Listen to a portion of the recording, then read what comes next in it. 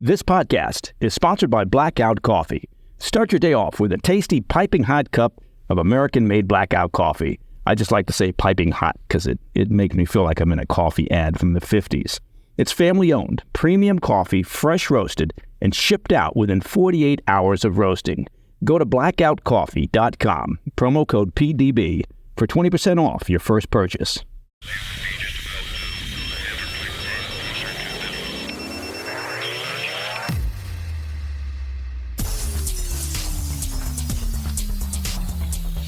It's Wednesday, 7 February.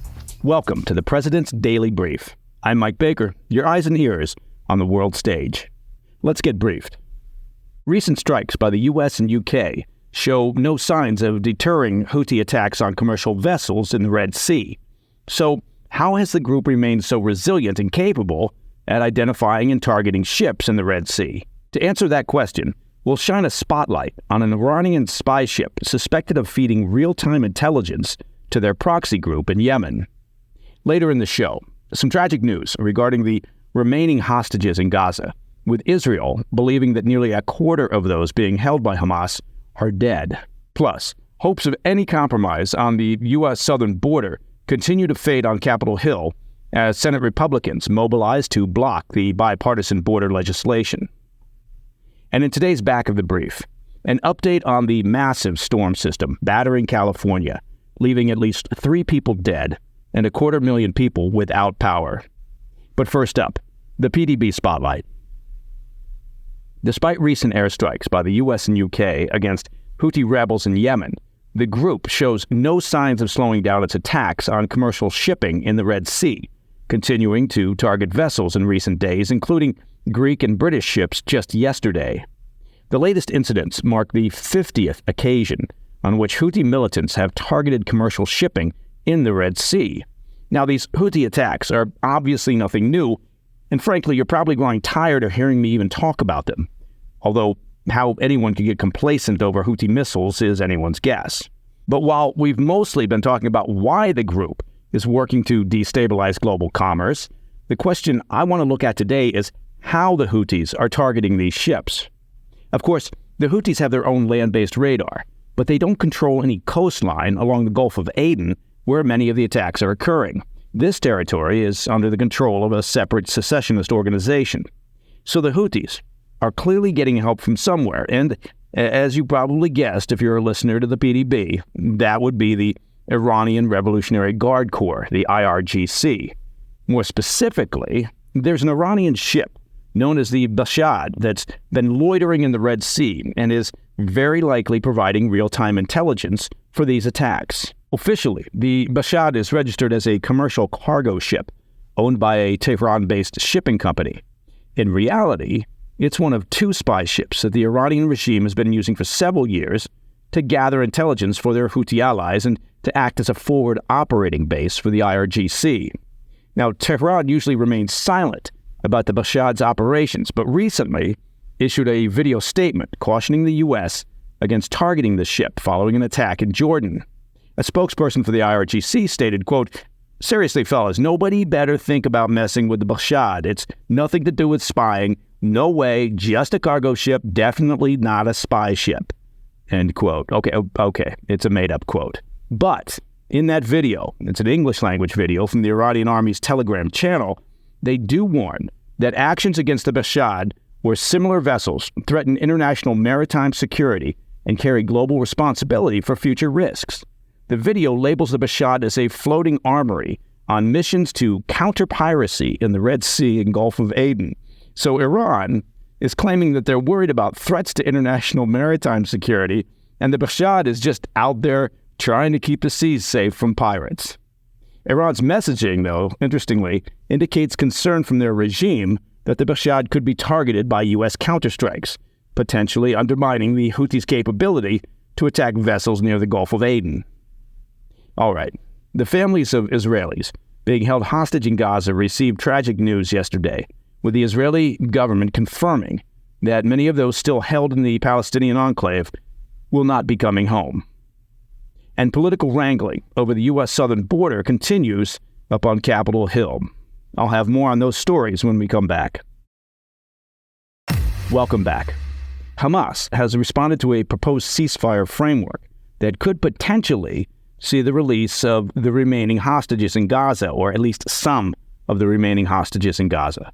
Officials in Qatar, who have mediated discussions along with Egypt, said Tuesday that they are, quote, optimistic about the prospects of a ceasefire following Hamas's reply.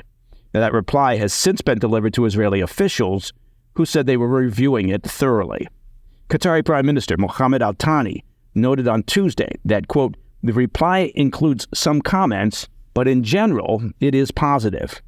The remarks came at a press conference with U.S. Secretary of State Antony Blinken in Doha on Tuesday.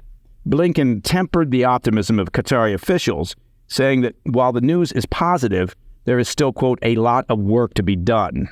Regarding the comments given by Hamas, the militant group reportedly repeated their demands for a permanent ceasefire, the removal of all Israeli forces from Gaza, a reconstruction of Gaza, and the release of all Palestinian prisoners.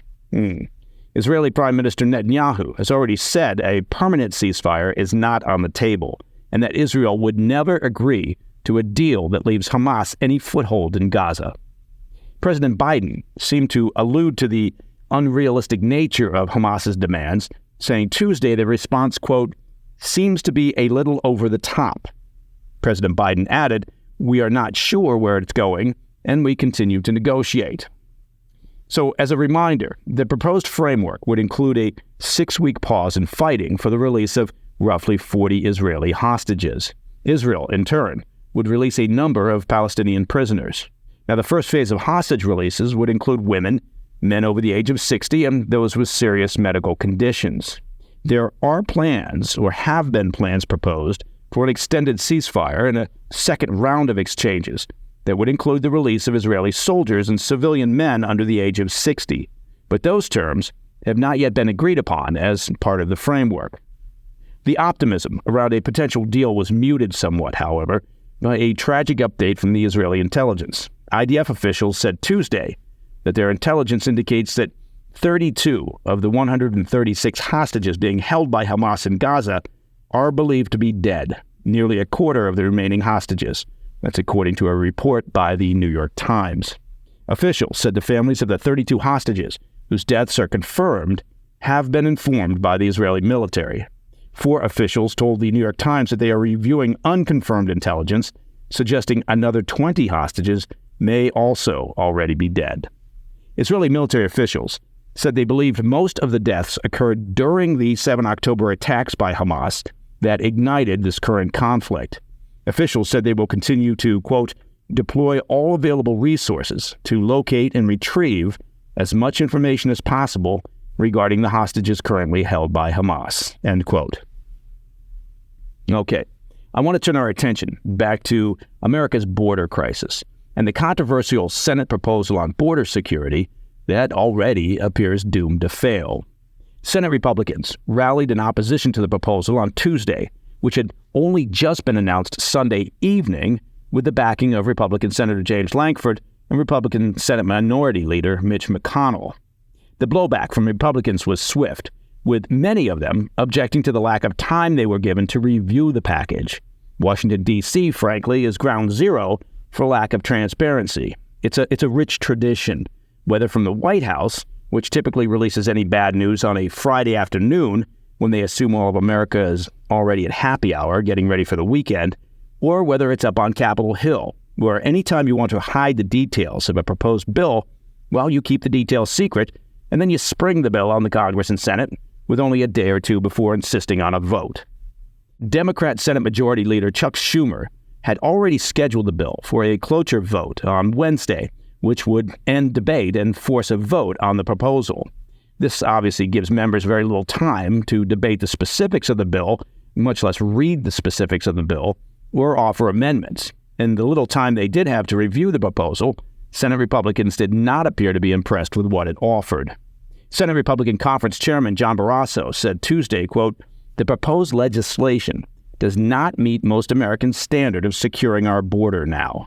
It doesn't force the Biden administration to end its abuse of current law, and it leaves in place a number of the Democrat-created incentives that are fueling the crisis.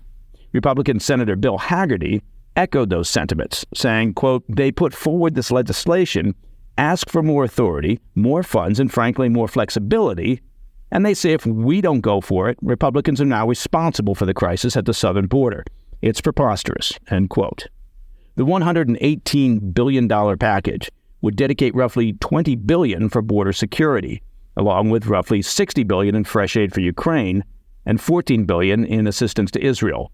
By Tuesday morning, it was clear that a majority of the Republican caucus was either already committed to voting against the package or was leaning towards voting no. Acknowledging his party's growing opposition, McConnell indicated he may also vote against the cloture motion on Wednesday. McConnell said, quote, we had a very robust discussion about whether or not this product could ever become law, and it's been made pretty clear to us by the Speaker, that's the Speaker of the House, that it will not become law. So I want to congratulate Senator Lankford on a remarkable job of negotiating with the other side, getting the support of the Border Council. But it looks to me, and to most of our members, as if we have no real chance here to make a law, end quote. Senate Democrats and the Biden administration blasted Senate Republicans for opposing the bill, particularly since it throws emergency funding for Ukraine and Israel back into question. House Republicans are holding a separate vote on funding for Israel and have promised one on Ukraine. However, Senate Democrats have shown no indication that they plan to detach the aid packages from their border security proposals.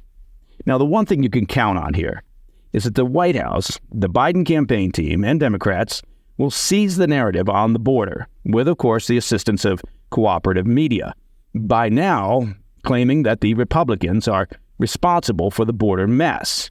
And they'll use that theme all the way to the November election. The Republican senators and congressmen have legitimate concerns over the provisions for the border in this bill. And the reality is, the crisis is down to the Biden administration's policies or lack of policies over the past 3 years that created a porous border and now is causing strain on cities across the country, contributing to the fentanyl crisis and creating unprecedented levels of human trafficking. But it's an election year, and facts don't matter. What matters is who can best create and manage spin. And that award definitely goes to the Democrats. They've taken away a key campaign issue from the Republicans, and headlines from now until November will cry breathlessly that President Biden did everything he could to secure the border, but the Republicans just wouldn't let him. You can usually count on the Republican Party to snatch defeat from the jaws of victory. Strategic thinking and messaging is not exactly their strong suit. Coming up in the back of the brief, an update on the deadly atmospheric river that's currently lashing California with torrential rain and widespread flooding. I'll be right back. In today's back of the brief, I wanted to take a moment to highlight the winter storm, the so-called atmospheric river, that's slammed Southern California over the past few days, causing a significant amount of damage. The storm unleashed record rainfall, heavy snow, and even hurricane-force winds in some areas. In parts of Los Angeles County, more than 11 inches of rain drenched the area from Saturday night to late Monday. This amounts to more than 75% of the average annual rainfall for downtown LA. Let me repeat that because that's really quite stunning. Between Saturday night to late Monday, and that's about 2 days for those keeping score at home, downtown LA received more than 75% of its average annual rainfall. Now, Los Angeles authorities reported nearly 400 mudslides during the storm, and tragically, at least 3 people lost their lives to falling trees. The storms cut power to nearly 1 million people, and as of Tuesday evening, over 100,000 Californians were still without electricity. Early estimates place the total damage and economic loss from the severe storms and record rainfall in California this week between $9 billion and $11 billion. Now, the storm has mostly passed and moved east into Arizona and southern Utah. As Californians start the cleanup from this recent storm, meteorologists are already monitoring the next one set to strike the state on Thursday, according to the National Weather Service. It may not be as powerful, but the additional rain and wind could hinder recovery efforts and cause further floods. And that, my friends, is the President's Daily Brief for Wednesday, 7 February. If you have any questions or comments, please reach out to me at pdb@thefirsttv.com. I'm Mike Baker, and I'll be back later today with the PDB Afternoon Bulletin. Until then, stay informed, stay safe, Stay cool.